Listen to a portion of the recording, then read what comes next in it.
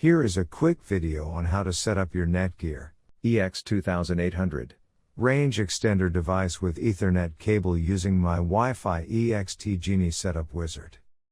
So without wasting any time, let's dive into the video. The first thing that you will need to do is take out your range extender from the box and plug it into an AC vault outlet. Wait till the extender is successfully booted up and the light on the extender becomes solid green from amber. Connect range extender and Netgear router with each other using an Ethernet cable. Make sure that your extender and router are in the same room during the setup process. Once it's turned solid green, we can now head toward our laptop and begin configuring our Netgear range extender, a C750. You can use any browser you like, such as Internet Explorer, Chrome, Safari, Opera Mini. It's time to open your preferred web browser. Go to mywifiX.net if on Windows device or mywifiX.local if on Apple device. In case using an Android device, go to 92.168.1.250.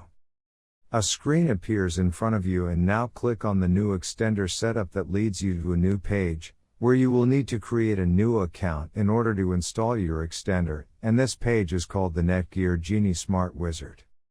Now fill in all the necessary details such as a valid email address, password. And once you are done, click on the next button. Now you had two choices, as you can either set up your range extender device as a range extender or as an access point. We are going to click on the range extender, and then it will scan for the available networks and give you a list of all the networks available.